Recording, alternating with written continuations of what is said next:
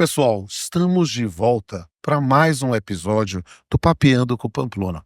Hoje, novamente na minha casa. Hoje, novamente, tendo o prazer, o privilégio, a honra de receber grandes nomes do direito no Papeando com Pamplona. E hoje eu estou realizando um sonho. Eu estou realizando, na verdade, não um sonho meu, um sonho de todo professor. Porque o sonho de todo professor é que seu aluno seja melhor do que ele suba nas suas costas e veja onde ele jamais vai alcançar. Senhoras e senhores, com vocês, Alberto Balazero, ministro do TST, doutor em Direito, uma grande referência trabalhista, uma grande liderança no direito do trabalho no Brasil.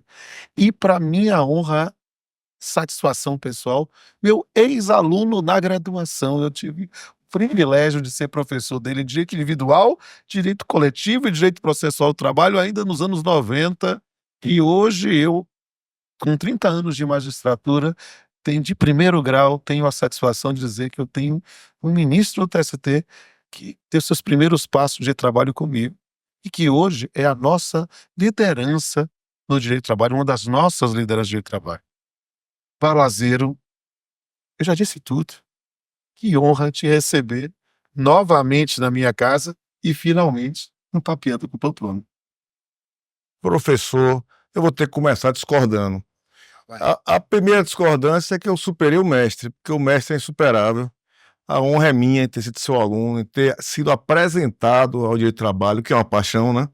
A nossa cátedra, nosso direito de trabalho é algo que apaixona, né? É verdade.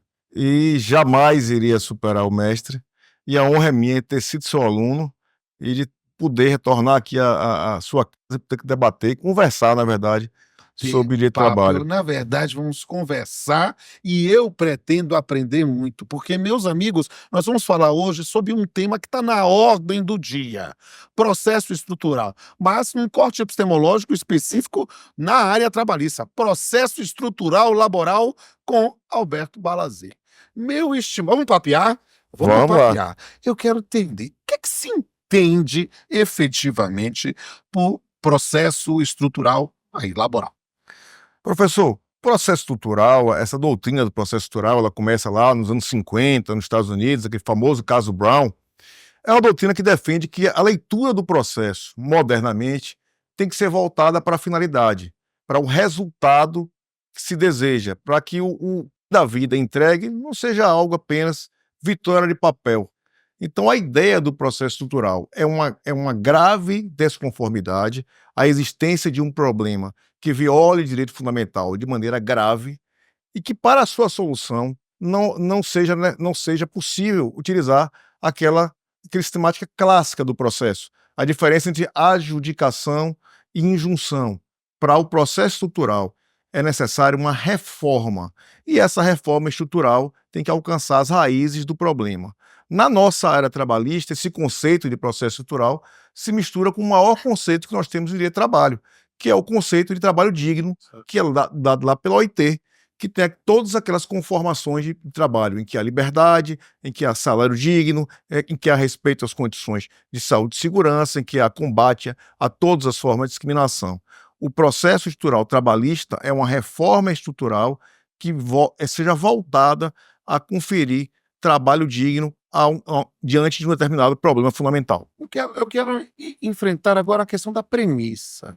Você mencionou rapidamente, mas eu quero aprofundar. Quais são as origens do Instituto? Quando é que começou? Você falou que nos anos 50, especificamente. Qual a ideia de processo estrutural laboral? Como é que começa isso? A própria história do processo estrutural, ela foi um dos pontos, inclusive, que me cativou quando eu comecei a estudar a matéria.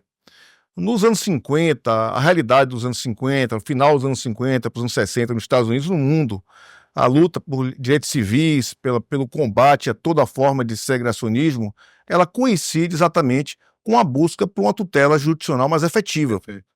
E nesse período, final dos anos 50, tanto nos Estados Unidos como na Alemanha o caso Lutz, que é um caso clássico que se estuda eficácia horizontal de direitos fundamentais, lá do Hartung. Mas o caso, que até aquele filme Amado Imortal, né? Sim. Que é a história do filme Amado Imortal, o combate a um cineasta que ele havia sido flagrado no período do nazismo produzindo filmes nazistas, o Bom Judeu, né? E que na sequência ele produz um filme e o debate é sobre se o boicote é possível ou não. Mas o caso mais importante para o processo estrutural é norte-americano. É desse período e é exatamente de 1954. Uma das questões principais em processo estrutural é que não há apenas um caso, né? Sim. É uma sequência de casos, inclusive o caso Brown são várias decisões, uma sequência de casos, decisões chamadas em cascata, né?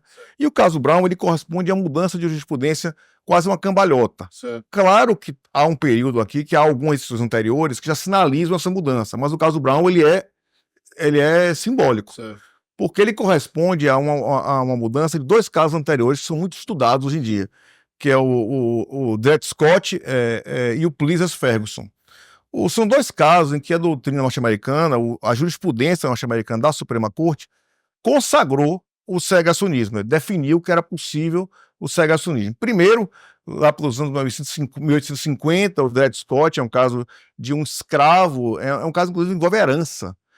Se o escravo, o negro e a negra eram considerados propriedade, eles eram passíveis de herança, de sucessão, que hoje parece algo bizarro, mas era algo que tinha lógica dentro de um sistema que tinha uma base imoral, né? Então, o Dred Scott, basicamente, o que a Suprema Corte americana diz é uma questão de herança, um escravo que migrou de um estado para outro, em que ele era livre em um estado, e ao migrar, ao retornar para um estado em que havia segregacionismo, ele queria levar junto a liberdade que ele tinha alcançado. E, basicamente, a Suprema Corte afasta, inclusive, o aspecto dele não ser nem cidadão. Passam-se quase 50 anos e vem um segundo caso, que é o Plessy vs Ferguson, que é um dos primeiros casos, inclusive, curiosamente, que se trata até com aquele debate sobre ativismo. Sim. Porque o americano ele tem uma doutrina segregacionista baseada naquele debate fenotípico e genotípico, né? A pessoa é branca de aparência na doutrina americana, mas tem uma origem negra, certo. Então equivale naquela explicação esdrúxula a ser negro ou negra. E nesse contexto, um cidadão de aparência branca ingressa num trem e ele foi feita uma tentativa de conseguir os mesmos direitos a ele, porque ele tinha pais negros, avós negros, e o resumo é que a doutrina norte-americana concluiu aquela tese vergonhosa, até o ministro Gilmar Mendes se refere a essa tese, toda vez que vai se julgar um caso vergonhoso no Supremo, se refere, esse aqui é o nosso Dred Scott, nosso Plessy vs Ferguson, que é exatamente aquele caso em que se alude à doutrina dos separados mais iguais. Então, igual mais separados, você teria dois trens idênticos, com as mesmas condições, não importaria em violação à Constituição. Evidentemente que nem os trens são iguais, nem essa tese é possível de sustentar. O fato é que vem aí o Brown vs Board of Education, que ele rompe com isso. Sim. Ele garante não só o ingresso de uma criança, e é um quadro famoso, que eu até trago na capa do livro, que é o quadro do Norman Rockwell, o painel do Rockwell, que ficou inclusive na Casa Branca, quem tiver curiosidade de pesquisar, durante o período do Obama. É um painel que ele traduz a Ruby Bridges, né? Que é uma criança negra, hoje uma octogenária. Foi homenageada, inclusive, com a Medalha da Liberdade. Ela é determinada, vai eliminar, se eu tutela provisória, o ingresso dela num colégio com os policiais, né? Que é mais ou menos o que acontece no caso Brown. A grande questão é, você consegue resolver o problema do segregacionismo numa escola segregacionista em que os professores foram treinados e são ambientados naquela base, num sistema educacional em que o material didático ele também é segregacionista? Você consegue resolver com uma liminar para uma criança sentar e assistir uma aula? Ou você consegue resolver com uma mudança em todo o sistema? Mudança cultural, estrutural. Estrutural. Então, esse caso Brown, ele equivale a uma determinação da Suprema Corte norte-americana para que houvesse uma mudança em todo o sistema educacional norte-americano. É isso que eu quero entender nesse arremate, tua primeira parte de compreensão, delimitação conceitual mesmo. Quais são, portanto, as principais características e elementos de um processo estrutural? A primeira característica que eu sempre destaco é que o processo estrutural ele é excepcional. Ele não pode ser ordinário. Certo. Eu até brinquei na aula do curso Dynamática, os novos juízes, né? Que eu disse, olha, se vocês têm mais de um processo estrutural em sua vara, ou você é azarado ou não é o processo estrutural. verdade, é verdade. Porque, embora tenha um processo que tenha características de processo estrutural, ou melhor, você pode utilizar técnicas de processo estrutural em um processo que não é estrutural, ou você tem um processo de fato estrutural, que aí você precisa ter muito cuidado, porque a dinâmica é totalmente diferente. Então, a primeira característica é que é uma grave violação de direitos fundamentais. Se é grave, se é violação de direitos fundamentais, não é ordinário. Os exemplos que a gente traz, sempre, eu citei agora um sistema educacional. Na África do Sul, o processo mais famoso é sistema de moradia. Na Colômbia e no Brasil, os primeiros casos, sistema prisional. A gente pode falar aqui também, nossa área, acesso ao mercado de trabalho. São sempre problemas graves, situações de grave desconformidade. Uma segunda característica do processo estrutural é que ele é bifásico. Então, você tem um primeiro momento em que você declara que ele é estrutural, em que há aquela situação de grave desconformidade, e uma segunda etapa, em que o papel jurisdicional, por isso que o processo estrutural tem algo interessante, professor, que eu conheço o seu perfil sempre de debate e democracia, que o processo estrutural ele é um convite à democracia, porque o juiz reduz o poder dele, na medida em que ele decreta que é estrutural, e ele passa para uma segunda etapa, que é uma etapa de construção de um plano. Por isso que vem uma terceira característica, que é a multipolaridade. As partes que estão no processo estrutural não necessariamente ficam sempre como autor e réu. O exemplo é que quando você adquire esse fato do sistema prisional brasileiro, agora o ministro Barroso determinou que fosse apresentado um plano para a solução da questão do sistema prisional brasileiro.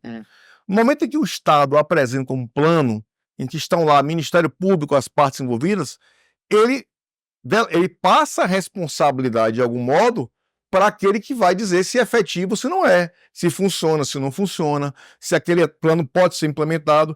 Então, as partes vão mudando de locais. Então, as características principais são grave violação, multipolaridades, sistema bifásico. Você pode falar ainda em decisões por cascata, ou seja, as decisões de verificação acontecem ao longo do processo, não é um processo simples, evidentemente, né? Eu li uma crítica essa semana no Conjur, lidando que alguns processos, quando se tornam difíceis, as pessoas agora estão querendo colocar o carimbo estrutural. Não é essa a questão. Para mim parece lógico que, embora a gente possa vislumbrar a ideia de algo com essência de processo estrutural no campo de um processo individual, parece que no campo dos direitos transindividuais fica mais evidente, numa ação civil pública, numa ação civil coletiva, parece que digamos assim, a biologia para se tornar um processo estrutural parece mais forte. Mas eu queria entender, estou aprendendo aqui contigo, e eu queria entender mais um pouco nesse aspecto, falando um pouco agora no corte epistemológico de um processo estrutural laboral. Você já mencionou a questão do trabalho digno, um trabalho decente, esse conceito que a gente trabalha tanto via OIT e traz isso na nossa prática, na nossa doutrina. Mas quais seriam as peculiaridades do Instituto do Processo Laboral para o campo trabalhista? Eu gostei muito que o senhor tocou antes um pouco na vocação natural do processo estrutural para ações coletivas. No projeto de lei, no anteprojeto de lei que nós trabalhamos, eu fiz parte da comissão do Senado de elaboração do projeto de lei, se coloca claramente que o processo estrutural é um processo coletivo. Embora até o professor Fred possa até sustentar, e ele sustenta com muita pertinência, que há situações em que o processo estrutural individual possa se falar na existência, eu acredito mais que é muito mais nas características e efeitos de que é propriamente do processo estrutural. É na ação coletiva que é o local ideal, porque tem todas as ferramentas, direitos individuais, as ferramentas, a forma de execução, então não há dúvida. Na nossa área trabalhista, especificamente, a primeira característica interessantíssima é que nós temos uma singularidade. E até o Reinhardt e o Oswald, eu escrevi também com o Oswald nesse aspecto, é que o processo estrutural trabalhista ele equivale a um processo estrutural em relações privadas. No mundo inteiro, quando se fala em processo estrutural, a vocação natural é falar também em política pública. Verdade. Eu falei educação, saúde, sistema prisional, é natural que se fale em política pública. O nosso caso trabalhista, ele é voltado para relações entre privados, normalmente, e eu acho interessante que os maiores casos de processos estruturais trabalhistas, como tudo que acontece, o Herman Benjamin disse lá no TST, que quando eles redigiram o Código de Defesa do Consumidor, foram buscar na CLT os pressupostos. Sim. Da mesma forma, eu tenho impressão em relação ao processo estrutural, porque os exemplos trabalhistas são sempre os melhores. E o exemplo em relações privadas que eu aludi agora é o caso Zara, Sim. que são aqueles casos das cadeias da moda em relação ao trabalho escravo. Então, é um caso que envolve relações privadas, são fábricas de roupa, mas que elas contratam uma cadeia que pode ter trabalho escravo lá na ponta. Os bolivianos, os venezuelanos, os haitianos, lá na ponta. Então, a primeira característica é essa, a singularidade é essa, nós estamos lidando com relações privadas. Ainda que política pública possa estar ao fundo, possa estar de forma lateral, mas a relação é privada. Uma segunda característica, que é também mais uma vantagem nossa, é que faz parte da nossa dinâmica aqui, como seu aluno que eu fui em direito coletivo do trabalho, Sim. que é a redação de normas. O único ramo do Poder Judiciário que redige norma é o trabalhista. Ao julgar o dissídio coletivo, norma heterônima, abstrata, que são redigidas, inclusive com o sistema de criatividade jurídica, né? Exato. Então nós podemos redigir normas em combate ao assédio moral, ao assédio sexual, ouvidorias, formas de denúncia, quer dizer, tudo isso construído a partir do dissídio. Até em aspectos pré-processuais, como, por exemplo, o caso dos termos de conduta e as convenções e acordos coletivos, também nos é permitido redigir norma. Então essa já é uma singularidade. O direito do trabalho se relaciona com o processo estrutural entre privados que tem o poder normogenético na origem. Sim. Uma outra característica é que nós temos uma complexidade própria. A complexidade trabalhista não é a mesma complexidade até o viés do direito comum. Nós temos um princípio protetivo, que há quem defenda, inclusive, que ele avança. Carlos Henrique Bezerra Leite defende isso, que ele avança do aspecto de direito material para direito processual, né? Então seria um princípio protetivo em processo. Tem algumas reservas. Eu também tenho reservas em relação a esse ponto. Mas professor, então você sabe as minhas. Exatamente. Mas é preciso, sem querer interromper, mas interrompendo, eu estou encantado com a ideia de um processo estrutural laboral e eu não tenho a menor sombra pálida de dúvida de uma vocação quase genética dos direitos transindividuais para essa seara, e não tenho dúvida que vai muito bem a lei nesse sentido. Mas eu confesso, refletindo muito, até sobre a sua própria entrevista, eu vejo isso de uma forma tão clara na atuação do TST. Eu vou dar um exemplo cinematográfico, porque eu, como juiz, já julguei um processo dessa forma, né? Ou a despedida de uma doença estigmatizante. Ou seja, a gente pensa no filme Filadélfia, só que eu julguei aqui na Bahia, no primeiro grau de Salvador, empregados de determinada empresa pública que foram despedidos porque estavam com HIV. Isso nos anos 90. Então, muito antes de ter a diretriz do TST em relação a uma doença estigmatizante, ou seja, talvez aquele processo lá atrás, né, poderia ser um leading case para a construção de um processo estrutural dentro do campo da relação individual. O tema é fascinante porque, às vezes, em determinadas situações, e não há limites para a criatividade humana quando quer fraudar direitos, a gente precisa, talvez, estar aberto para isso, embora, sem sombra de dúvida, o campo da tutela coletiva é o locus natural para pensar num processo estrutural. Nesse ponto, professor, eu achei interessantíssima essa menção sobre esse caso do lado dos anos 90. Sim. Porque eu coloquei num acórdão recente, algo que eu acredito muito, que é o poder da justiça do trabalho de proporcionar mensagens estruturais. Sim. Porque, independentemente do conteúdo, a gente não precisa ir lá e Wittgenstein, não. Perfeito. Vamos para nossa cozinha aqui mesmo. Sim. Quando a gente redige uma sentença, um acórdão, nós temos também um papel de passar uma mensagem do que o judiciário para a sociedade, para a estruturação da sociedade. E isso é estrutural. Isso é estrutural.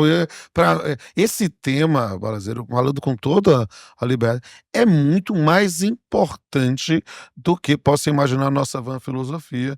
E é preciso divulgar esta possibilidade para aquela nova geração que está aqui assistindo esse episódio presencialmente e também vai estar vendo aí no mundo virtual. Mas como última pergunta nesse primeiro bloco, eu queria que você falasse um pouco para o pessoal que está nos assistindo, quais são, na sua visão, as perspectivas, né, da utilização e aplicação desse tema na justiça do trabalho no Brasil. O que é que você fala de mensagem final para a utilização?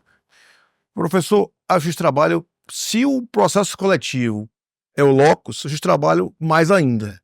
Porque nenhum ramo do poder judiciário, nenhum processo coletivo teve tanta efetividade quanto o processo do trabalho. A quantidade de ações civis públicas que nós julgamos é maior que qualquer ramo do poder judiciário. Até porque as ações têm uma das grandes felicidades da construção da jurisprudência do próprio TST foi lá atrás, quando se fixou que as ações coletivas obedeceriam ao rito trabalhista, porque faz com que as ações sejam É céleres. verdade. Então, as perspectivas centrais que eu vejo do processo estrutural na nossa área são as perspectivas de concretização de direitos. Sim. Então, o TST começa a avançar em áreas inimagináveis para outros ramos, inclusive no campo de efetivação. Recentemente, o tribunal debateu o tema de saúde e segurança em relação ao Covid, Sim. muito antes, por exemplo, que os outros ramos tivessem debatido. Verdade, verdade. Medidas de proteção ao Covid, medidas que prospectivamente tivessem proteção para frente, né? A gente jogando para frente o cálculo. Prospectivamente. Prospectivamente. Porque que é a característica principal do processo estrutural. Você Sim. pode pegar um fato e jogar para frente como é que você quer desejar aquele mesmo fato seja projetado para frente. Então, eu penso que em temas como saúde e segurança, temas como acesso ao mercado de trabalho, o senhor falou em discriminação, nós estamos construindo uma jurisprudência muito interessante Verdade. em discriminação. Então, eu acho que o processo estrutural trabalhista ele tem muito a entregar no plano concreto, Verdade. não apenas no plano teórico, Sim. que é algo que eu vejo debates. A principal ação estrutural que se debate na Justiça Comum no Brasil é a ação chamada ACP do Carvão, Sim. que ela é de 1993. Meu Deus. Eu não me recordo de nenhuma ação nesse trabalho de 1993 sendo examinada em nenhuma esfera, nem execução. Bem, lembre que eu fui juiz da primeira vara Sim. do trabalho, Sim. Salvador, eu peguei processo de antes de eu nascer, mas ainda em execução.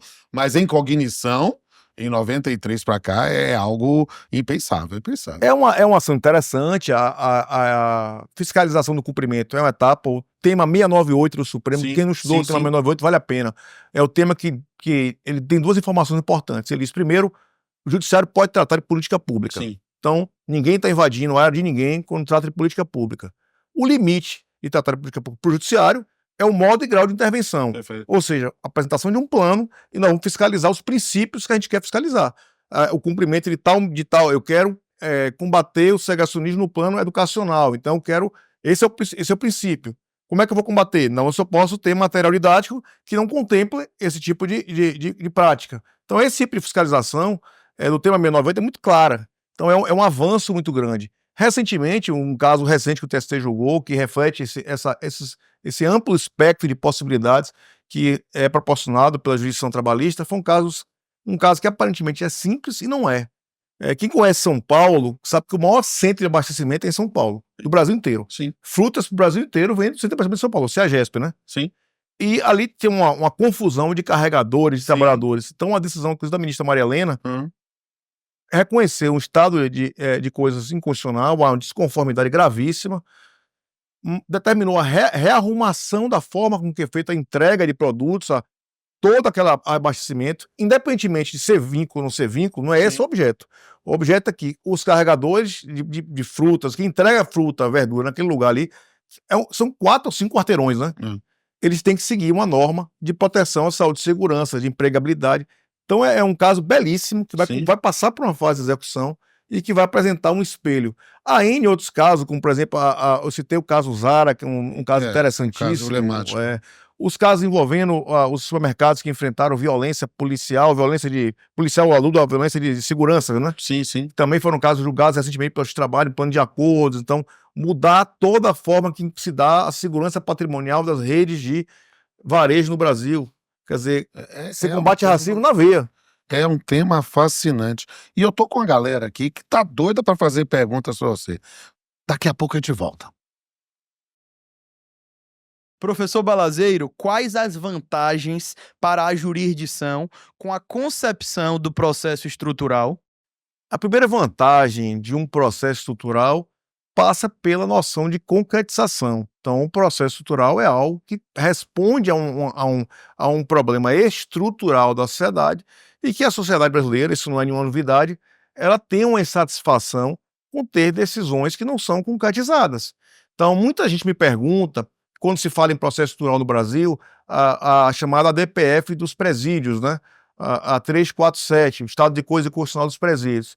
E as pessoas perguntam assim, por que razão se fala em processo estrutural se os presídios no Brasil continuam sendo escolas de criminalidade? Uma pergunta muito razoável. Só que a gente tem que lembrar, e é algo do processo estrutural, A nossa sociedade é uma sociedade recente e é uma sociedade que tem uma ansiedade por direitos. Mas o processo estrutural ele exige uma maturação dos temas. Então, o que acontece? O sistema prisional, a gente tem que lembrar como era antes da DPF dos presídios. O Brasil sequer tinha sistema presidiário federal. Não tinha sistema presidiário federal, não existia. O sistema brasileiro de presídios era um sistema estadual em que, quando havia presos e facções criminosas em que se desejava transferir para outro lugar, ficava quase mendigando ao Estado que aceitasse. Porque ninguém aceitava receber um preso. Então, as mudanças em processo estrutural elas exigem a maturação.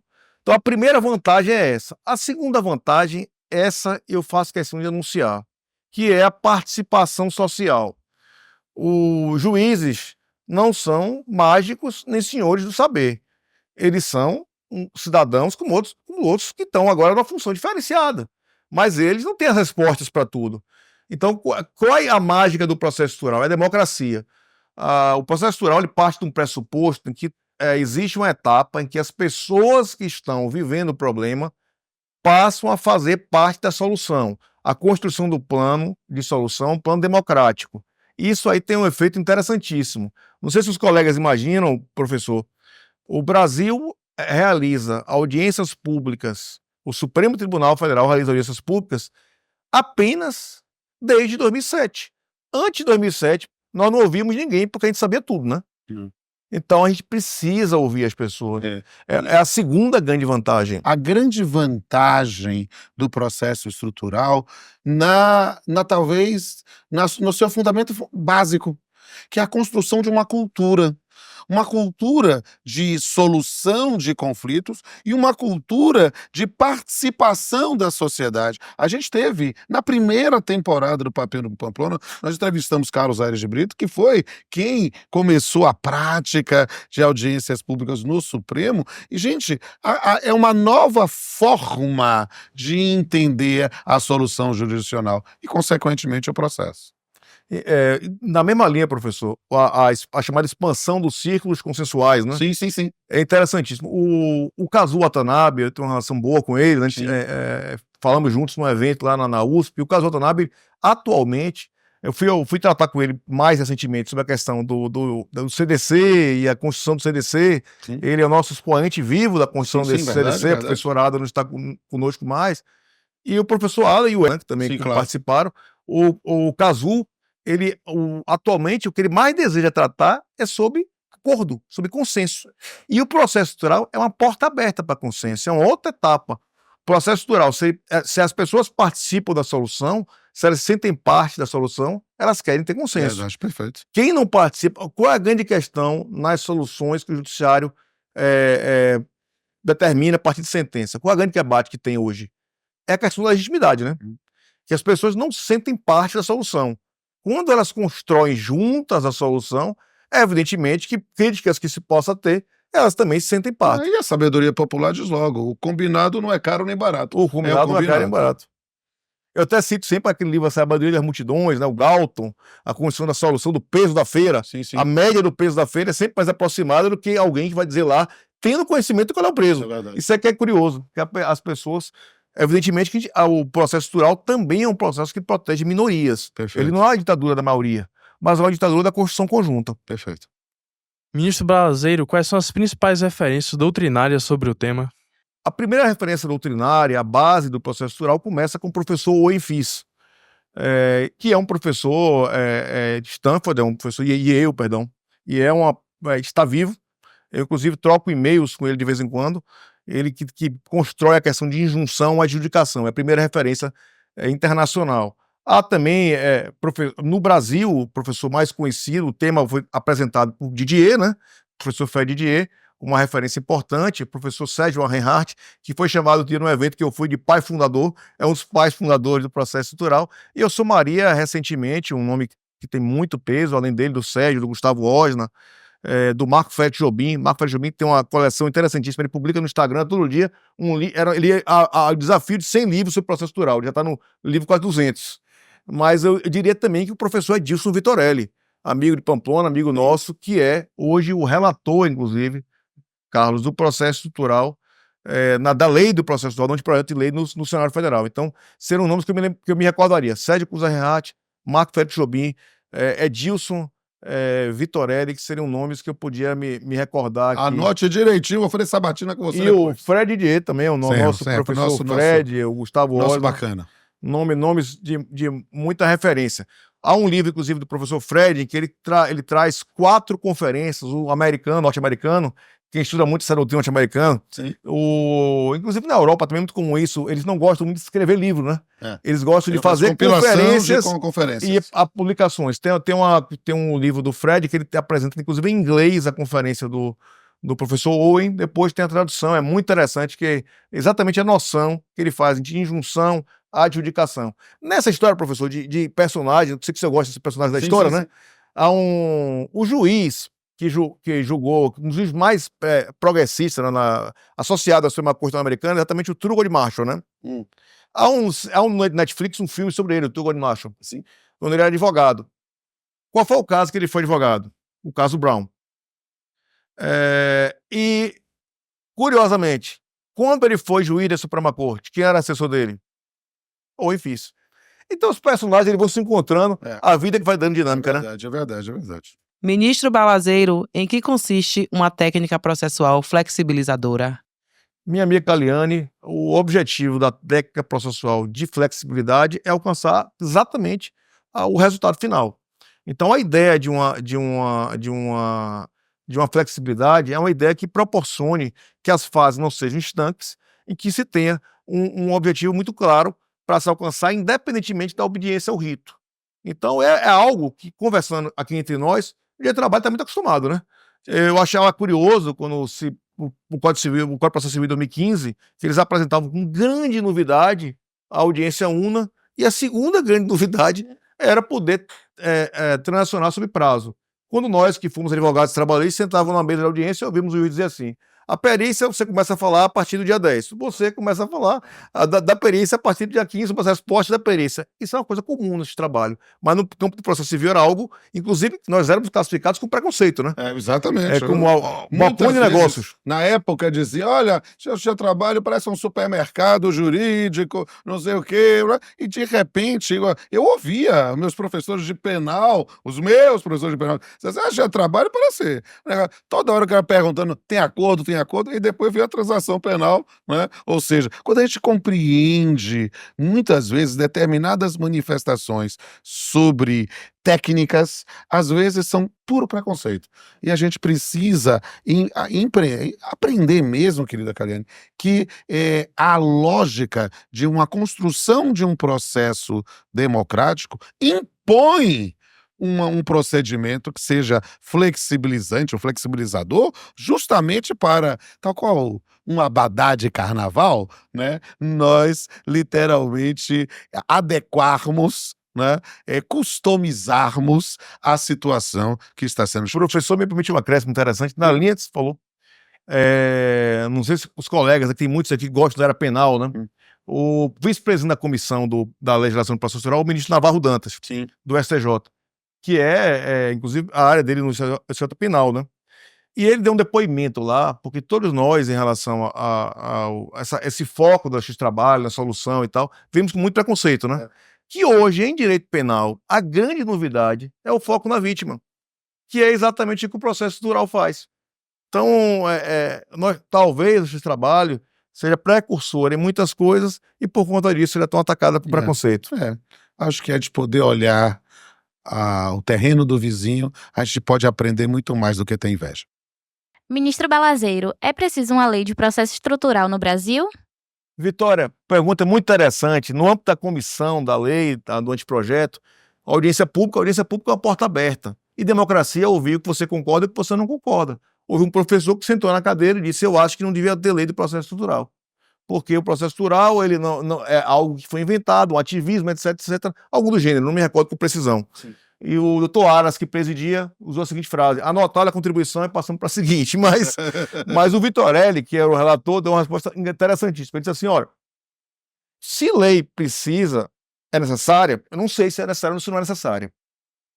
O que eu tenho certeza, e a resposta que eu posso dar é a seguinte: o problema estrutural ele é um fato. Se o problema estrutural é um fato, a gente precisa solucionar. Se a melhor forma é a lei, eu não tenho convicção porque a gente não experimentou a lei. Me parece que sim, e eu digo a você por quê. Porque ela delimita exatamente aonde você pode ir para evitar debate sobre ativismo ou não ativismo e proporciona uma segurança jurídica também para todos aqueles que venham a ser envolvidos como partes em um processo estrutural. Eu acho a lei um avanço, acho a lei principalmente eu estou aqui analisando a partir do produto que eu vi. Não só porque eu fiz parte, não estou falando bem do que foi feito, mas eu senti que o que foi feito foi objeto de muito debate. E saiu algo que prestigia o principal, que prestigia uma lei aberta, ou seja, o processo estrutural, se ele é aberto na implementação, ele não pode ter uma lei fechada. E outro aspecto que ele prestigia é a solução final, que é a construção de algo que entrega o bem da vida e proporciona a satisfação e a paz social.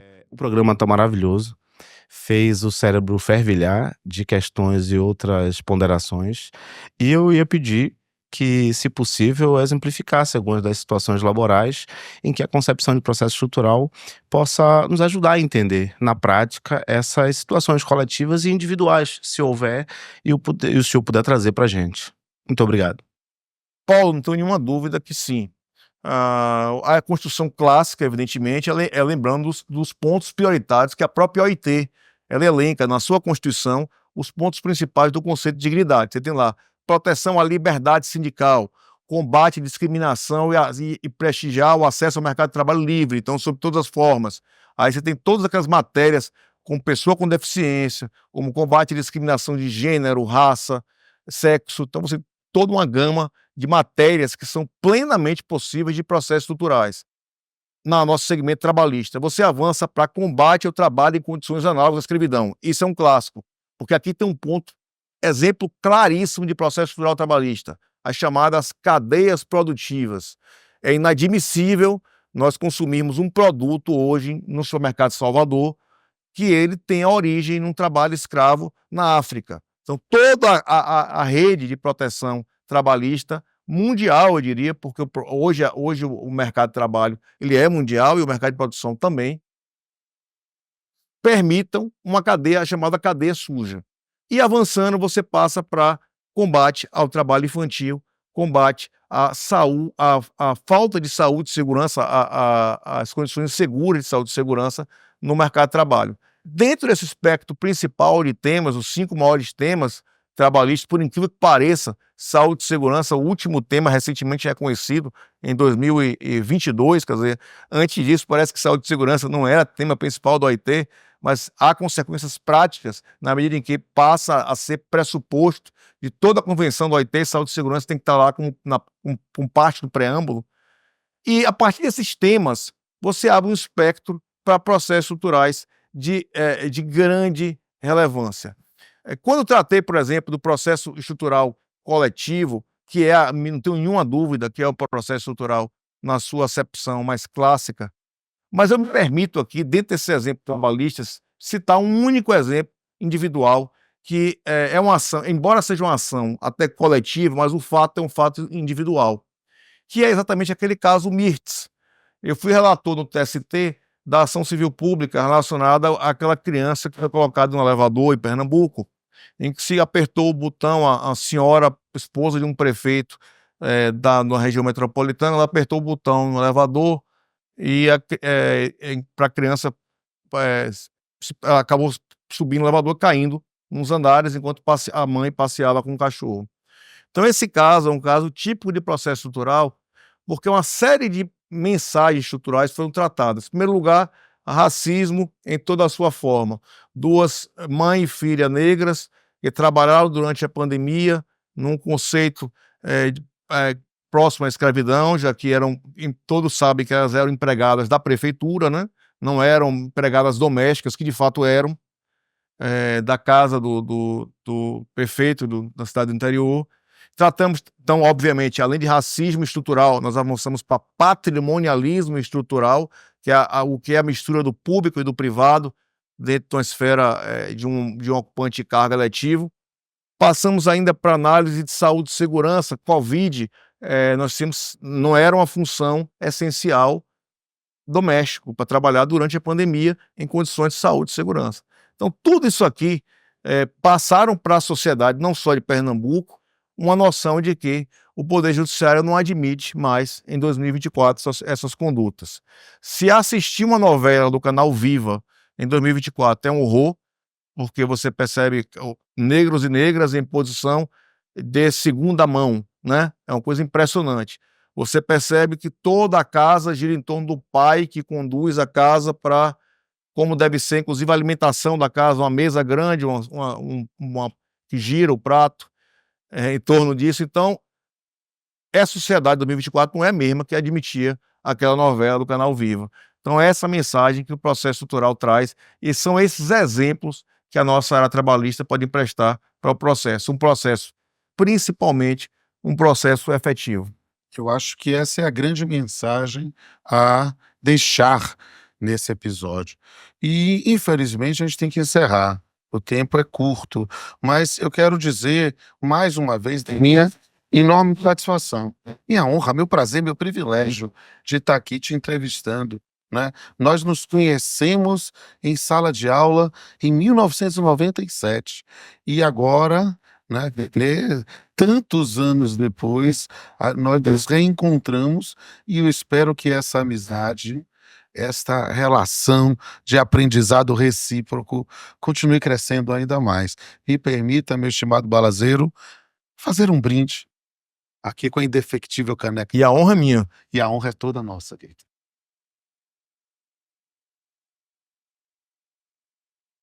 E meus amigos e minhas amigas, veja cenas dos bastidores deste programa lá no Instagram, na hashtag Papeando com Pamplona. Veja os outros episódios nas playlists próprias. Nós estamos aí há 11 temporadas no ar. É algo que nos dá uma satisfação imensa. E vamos sempre encerrar lembrando que o que nos diferencia dos irracionais é a arte e a filosofia. E talvez filosofar poeticamente seja uma forma da gente aprender ainda mais sobre esse tema.